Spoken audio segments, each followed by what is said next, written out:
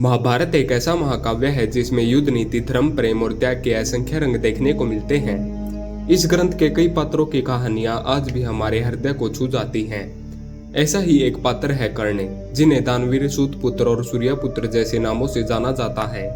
परंतु कर्ण केवल एक वीर योद्धा नहीं थे, बल्कि एक भावुक, प्रेमी, सच्चे पति और संवेदनशील इंसान भी थे।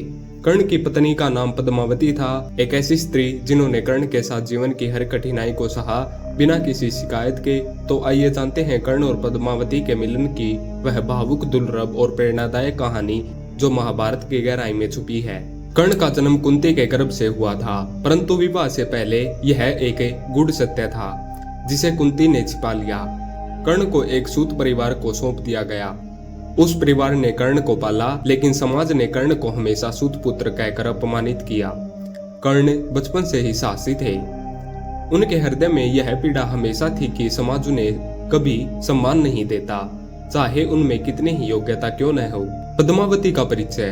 पद्मावती अंग देश के एक ब्राह्मण कुल की अत्यंत सुंदर और गुणी कन्या थी। वह शांत, सहनशील और आध्यात्मिक विचारों वाली थी। उनका सपना था कि वे एक ऐसे पुरुष से विवाह करें जो केवल बाहरी रूप से नहीं बल्कि आंतरिक रूप से भी श्रेष्ठ हो, जो न्यायप्रिय हो, साहसी हो और संवेदनशील भी हो। जब कर्ण को दुर्योधन ने अंग देश का राजा बनाया तो पूरा देश उनका सम्मान करने लगा। अब वे केवल एक सूतपुत्र नहीं बल्कि एक राजा, एक नीति नायक और एक आदर्श बन चुके थे।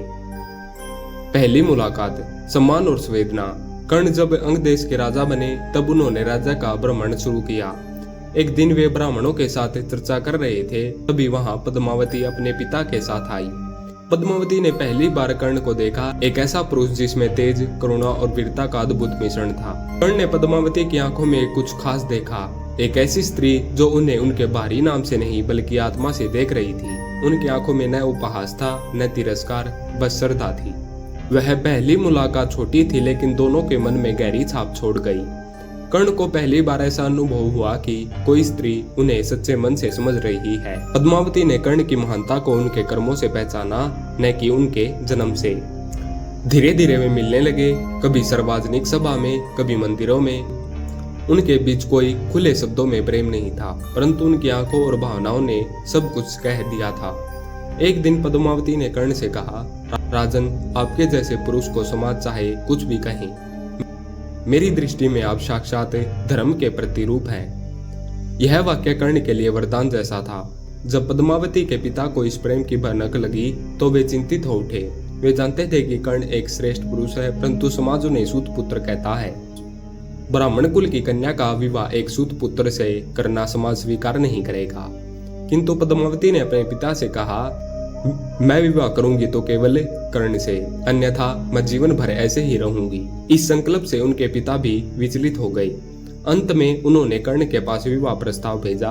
कर्ण ने यह सुनकर कहा, मैं एक स्त्री का जीवन कठिन नहीं बनाना चाहता। यदि वह वास्तव में मुझे स्वीकार करती है तो मैं उसे जीवन भर सम्मान दूंगा। इस प्रकार उनका विवाह तय हुआ। कर्ण और पद्मावती का विवाह अत्यंत सादगी से हुआ, किंतु भावनाओं से भरपूर। विवाह के समय कर्ण ने पद्मावती से कहा, मैं तुम्हें राजमाता बना सकता था, पर मैं तुम्हें अपना प्रेम देना चाहता हूँ। मैं तुम्हें सच्चा सम्मान दूंगा, तुम्हारा हर निर्णय मानूंगा। पद्मावती ने भी कर्ण से वचन लिया कि जो भी हो, तुम कभी अपने जन्म से कमजोर मत पड़ना, तुम्हारे कर्म ही तुम्हारी पहचान है। कर्ण के जीवन में सुख कम, दुख अधिक थे। उन्होंने कभी पांडवों से बैर नहीं किया, परंतु दुर्योधन के प्रति अपनी मित्रता निभाते रहे। समाज का तिरस्कार, कुंती का त्याग और अंत में महाभारत का युद्ध, ये सब कर्ण के जीवन में आते रहे। पद्मावती उनके साथ हमेशा रही, चुपचाप, बिना किसी शिकायत के। जब कर्ण युद्ध भूमि में जा रहे थे, उन्होंने पद्मावती को अंतिम बार देखा। वह शांत थी, पर आंखों में आंसू थे।